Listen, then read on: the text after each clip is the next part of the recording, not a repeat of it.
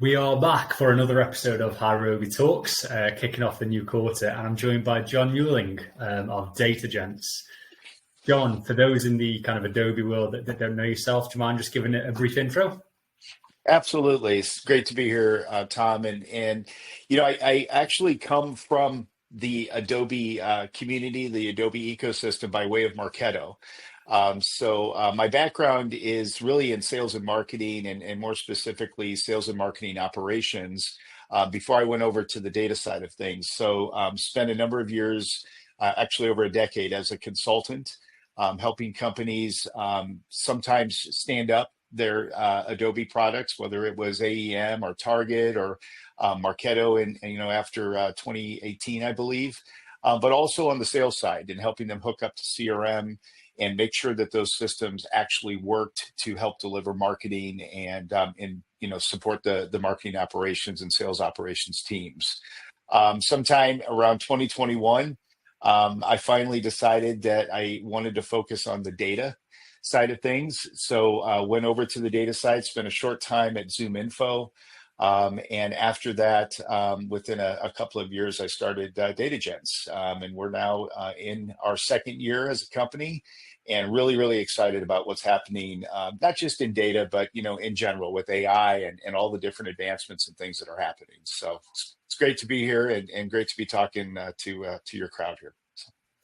Likewise, John. I think, it's really exciting. I mean, a load of our clients now, it's all around data, AI and analytics, a load of migrations going on. So it's going to be a busy year for yourself, I'm sure, John. It is. It is. I mean, it's been busy and what's happening right now is data is becoming it's being taken, I think, more seriously is the way that I should put it. It's always been a very serious thing because it's important. It's the lifeblood, I like to say, for companies. The challenge really, I think, for a lot of companies is that it's been easy to kick the data quality piece down the road. We've been able to navigate around, this particular report, is directionally accurate, but it's not 100% because the data's bad, or this particular process doesn't quite work the right way because the data's bad. And we've been able to avoid that. Now with AI here and the literal requirement for clean data, can't do that anymore. No, that's it. I think that, that's echoing a lot from what we're hearing from our side as well, John. So I suppose that brings me quite nicely onto, what exactly is Datagence? What problems do you and your team help businesses to solve? Yeah, so one of the things that I observed while I was a consultant was no matter how well we built the platforms, and we had it down, the company that I worked with, we had it really down to a science. We called it the gold standard, and we built out a certain way to build the platform in order to produce the results, and more specifically, the reporting and things that the marketing team needed to make sure that the emails were getting delivered and that they were, driving engagement and they were actually generating real and well qualified leads for sales. But what I observed is no matter how well we built those processes and those platforms, if you start running bad data through them, it became a problem and they broke.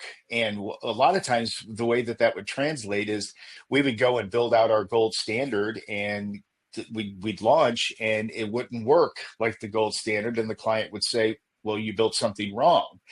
And our response would have been, well, we didn't build it wrong. It's the data that's poor, right? You've got non-standardized values on simple things like, department or seniority, and that is affecting your ability to have clean segmentation, which you need in order to do emails, and then routing and different things with territory assignments. So it became a central issue. And so when I struggled with that for so long, and what ended up happening was I said, we can solve this problem. There are tools out there, there are platforms, there are ways that we can solve this problem. A lot of times I spent, countless hours in Excel. There are better ways to do things, right? There's SQL, there's Python, there's all these different, languages. And I'm not a highly technical guy, believe it or not. I'm more of a business technology guy. But what I did is I started leaning into what does it take to have good, clean data? And it's really comes down to what we all pretty much know. You have to have validation, right? You have to know that the data is valid. You have to be able to enrich. You have to know more about individuals. You have to have standards, right? You got to know that these are the values in a department field. They can't be wildly different. Otherwise, you've got to write rules to do the segments, like I was saying. And then one of the biggest things that has always been a struggle, and so many companies and people have taken a run at it, is duplication. So just a simple thing like having duplicate contacts or duplicate companies inside your CRM, that's a major problem. And there's a lot of reasons we could go well down a rabbit hole with that. But I just took kind of those standardized processes in addition to things like privacy management and preference management, GDPR. You're in the UK, so that's a very, very ominous, regulation that pretty much blankets Europe. Now we've got CCPA in California, and marketers don't really, a lot of times, have the wherewithal, or they didn't have the wherewithal to manage all of that systematically. So what we did is we put all that together into a process that became Datagence, and started building the platform that would deliver that. The other thing that's really critical is the ability to connect up to the different data sources. So, as we all know, companies usually on average, there's about 20, sometimes as many as 50 different platforms within a company, an enterprise company, to run different things, operations, accounting, sales, marketing, etc. Well, there's data in all those systems. So when you're looking at a data quality exercise or cleaning up your data, you can't just look at one system, because many of those systems are connected.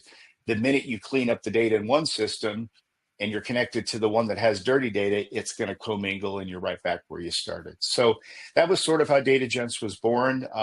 From there, we've been, our eyes have been open to a lot of different other challenges related, like migrations and preparing for AI, actually having AI ready data, which isn't just a spreadsheet, it's vectorized data that AI can actually read. So lots of things that, we are learning along the way. And that's one thing that I'm always excited about is the learning journey as well.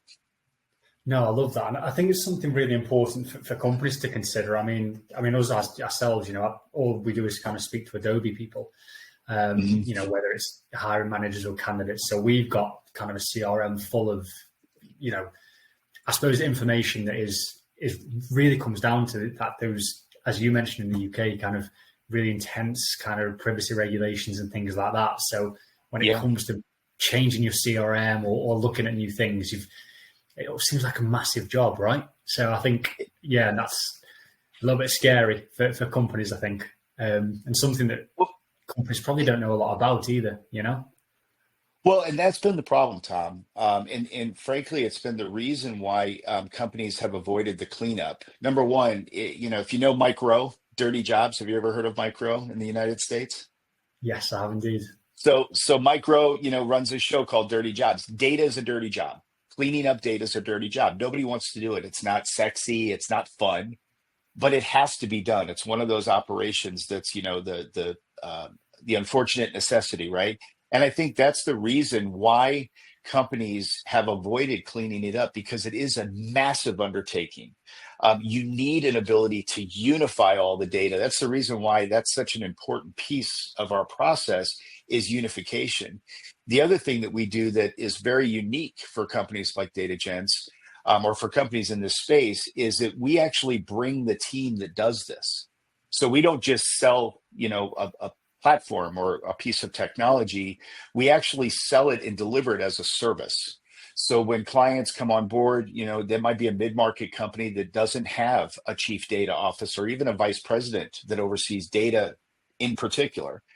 They might have people within departments that oversee data, but no centralized sort of function.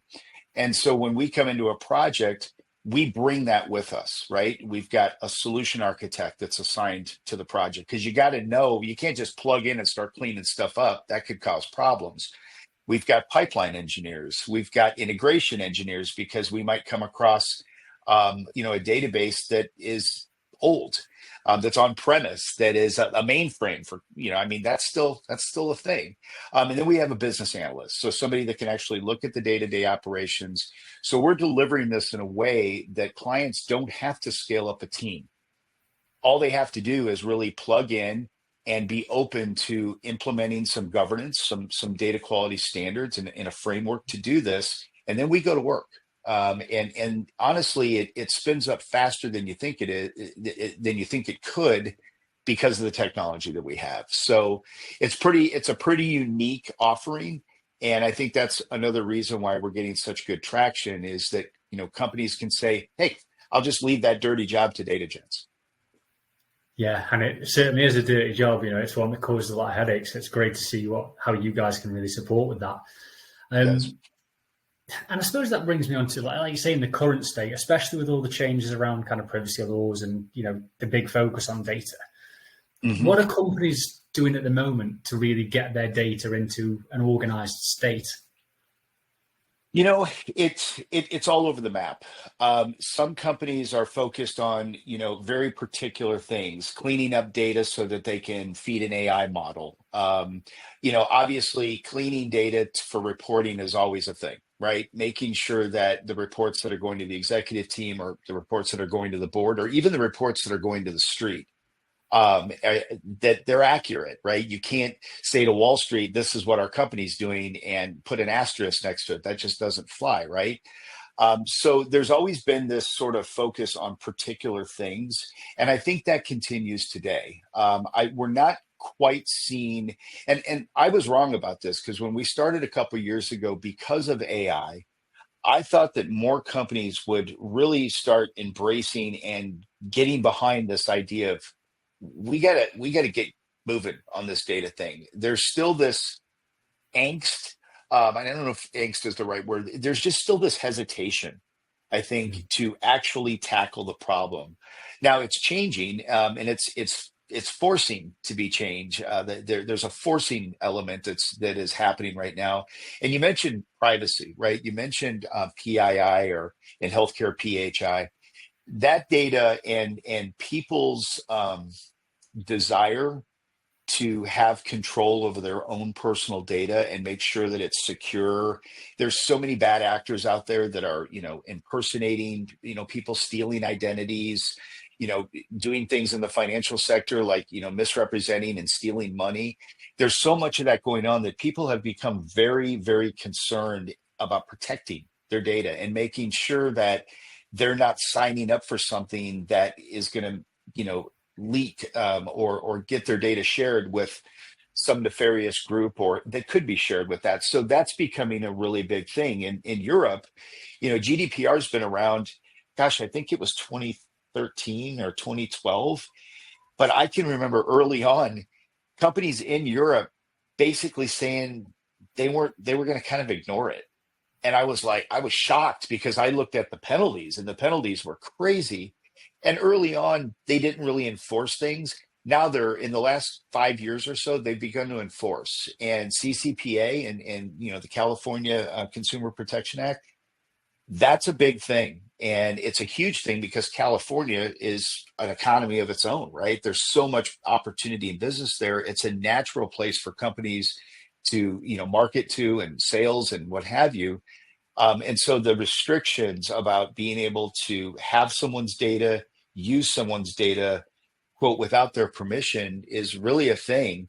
And I don't know what the exact number is now, but now other states are beginning to implement similar regulations. I believe within the next couple of years, Congress in the US will have a federal CCPA GDPR-like mandate.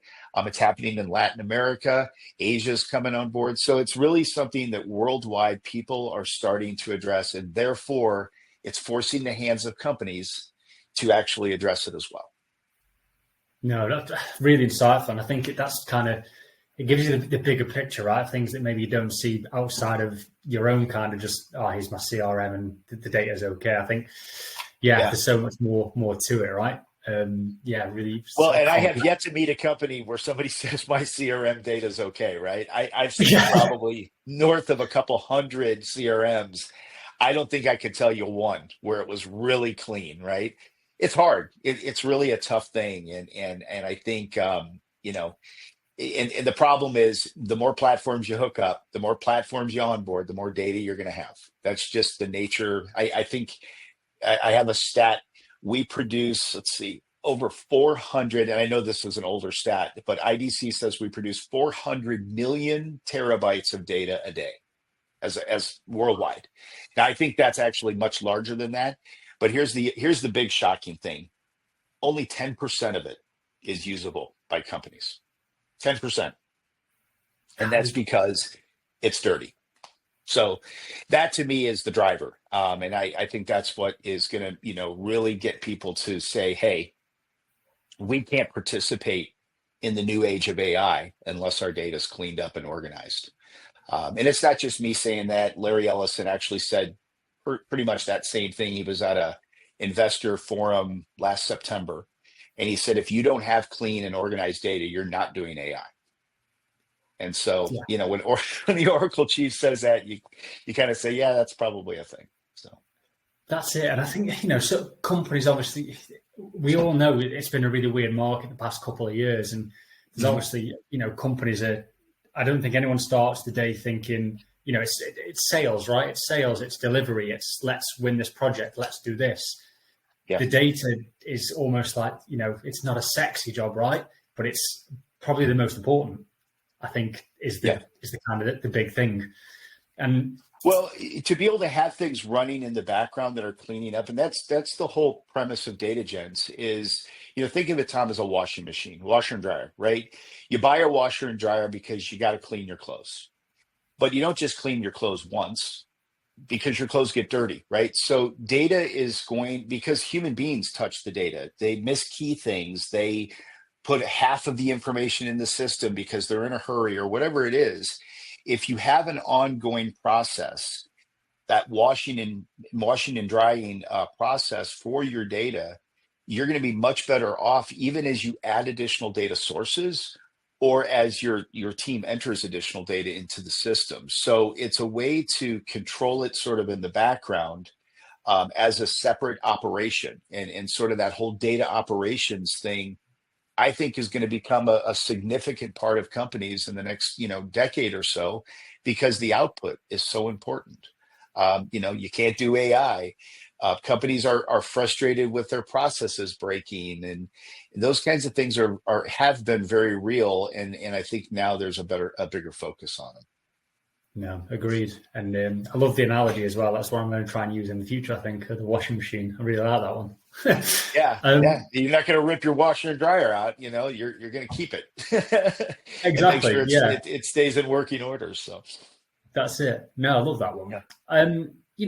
Obviously from the recruitment side, we're talking to hiring managers all the time who are looking for specific people with specific skills and such. What skill sets are you adding to your data and kind of tech teams? What skills are in demand at the moment? It's an interesting question. And so there's a community you're probably familiar with, the MOPS community. Mike Rizzo started it a number of years ago. Very, very robust community of operators.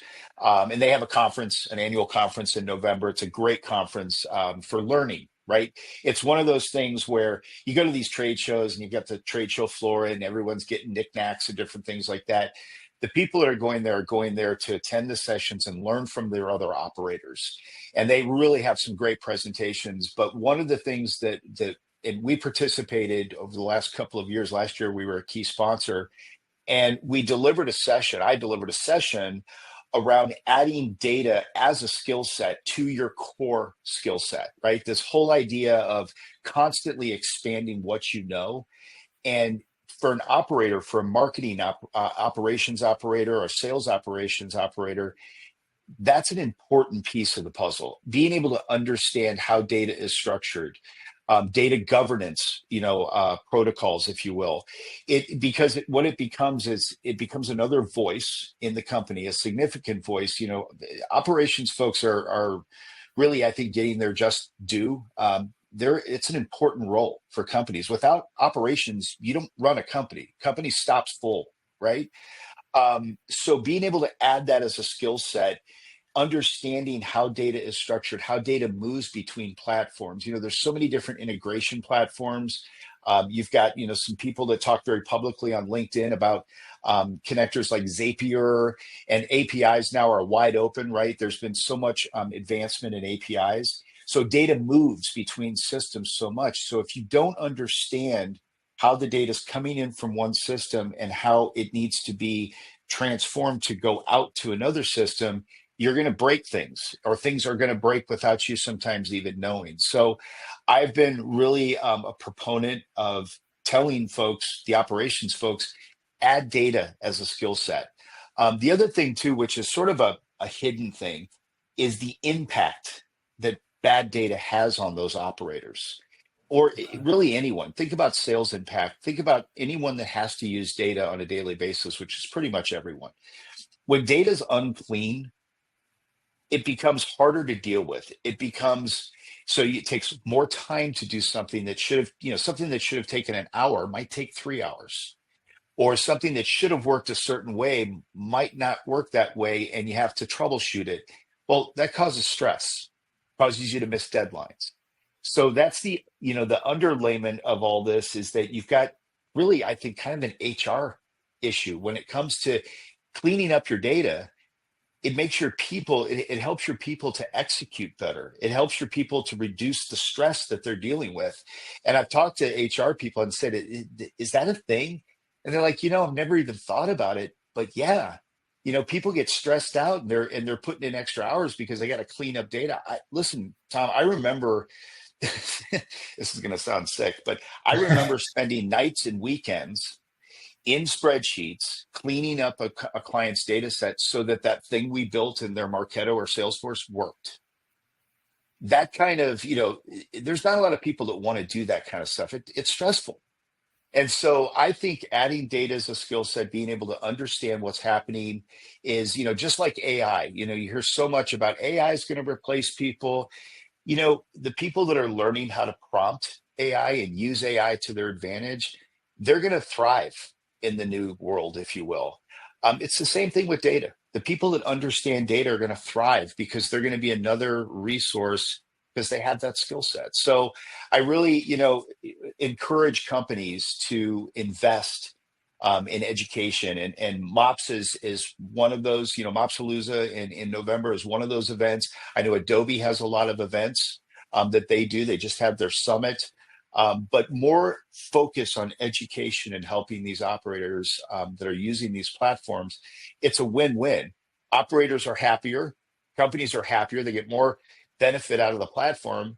Adobe wins because there's ROI in the platform. When the CFO says, is this thing really needed? The operator says, yeah, if we don't have that, we're not doing X, Y, and Z. So I think that's kind of the focus and what I would really encourage companies to think about right now.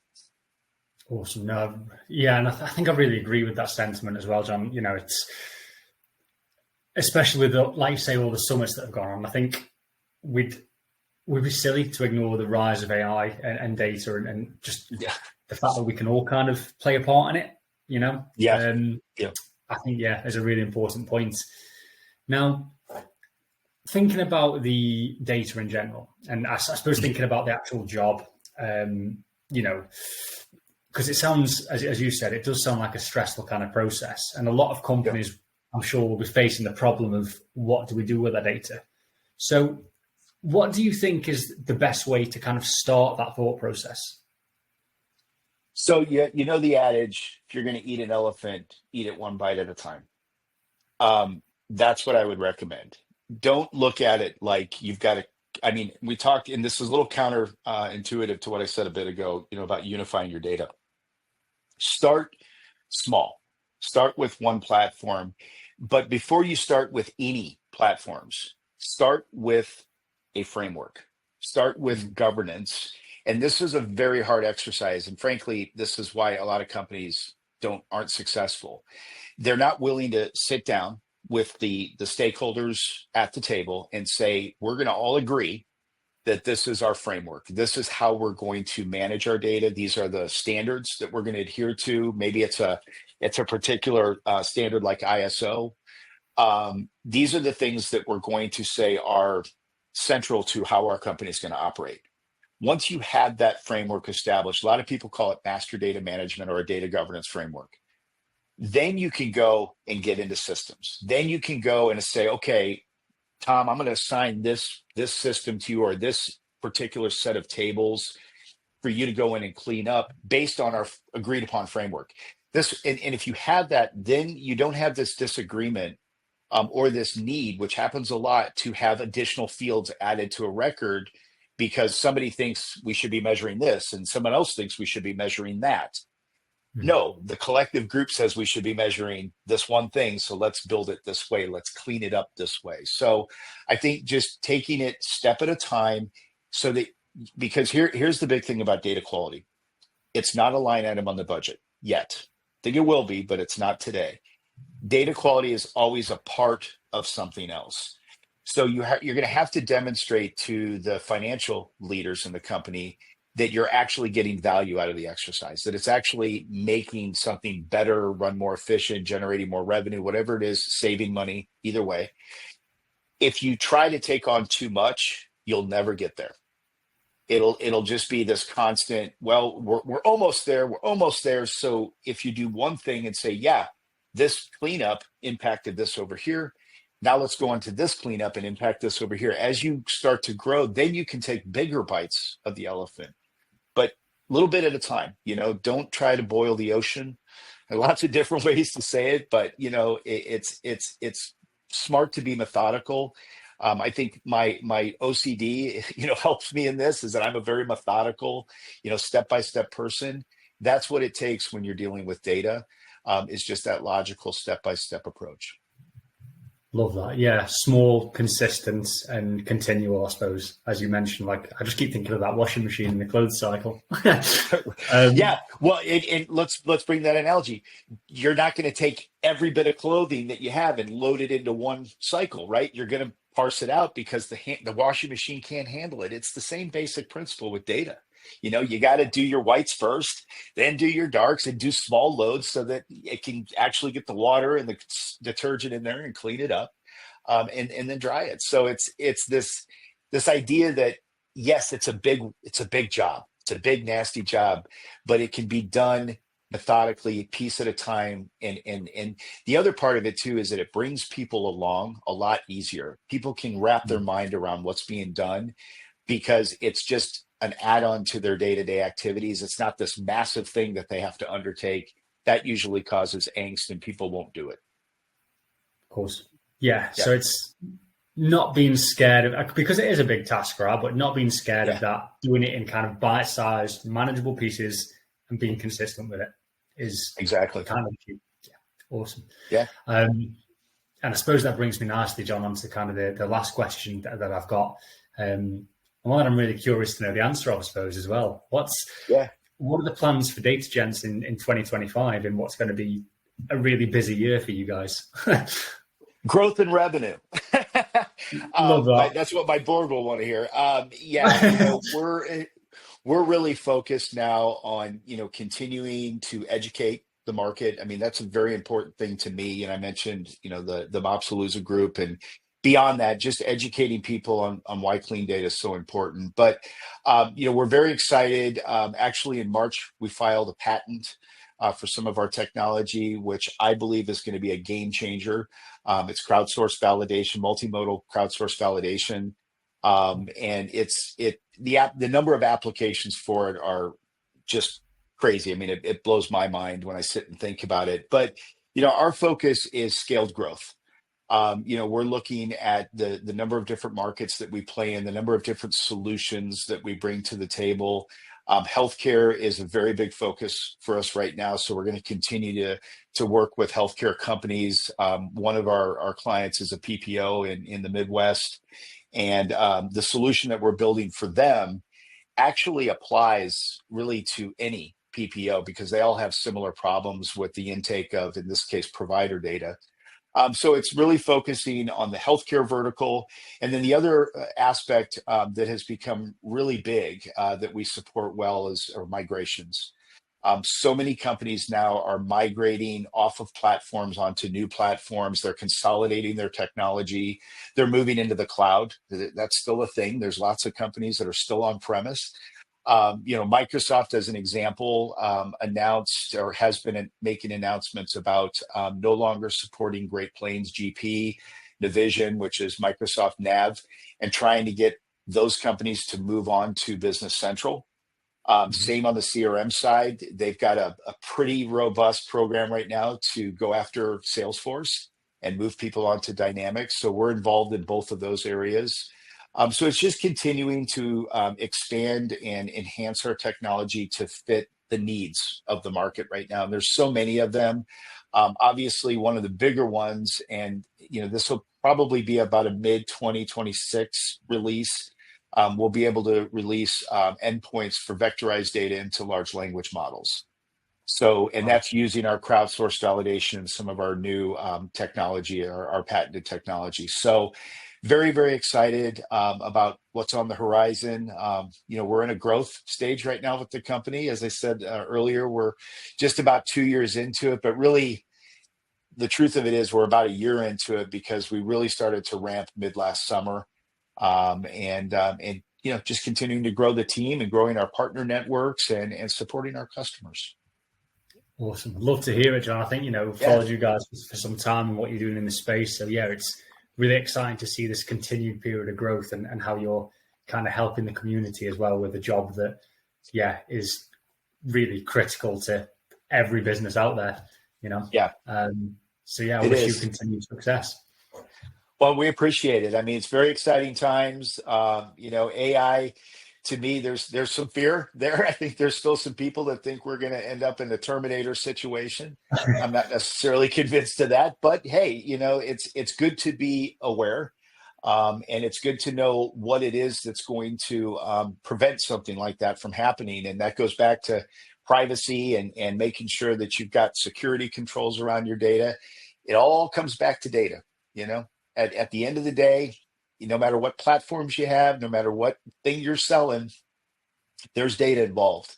And so we feel very comfortable and confident about our position in the market, and are looking forward to, supporting companies with Adobe stacks and working with a lot of Adobe operators, and helping them, as I said earlier, to understand data and how it impacts their day to day as well. Awesome. Yeah, and I look forward to seeing it. I know you guys do an awesome job. So yeah, look forward to your continued success. And I know you're really busy, John. So thank you so much for taking the time. Yeah, thanks, Tom. Really appreciate it, and would love to continue talking anytime. So, thank you You're again. welcome. Take care, mate. Bye bye. Bye bye.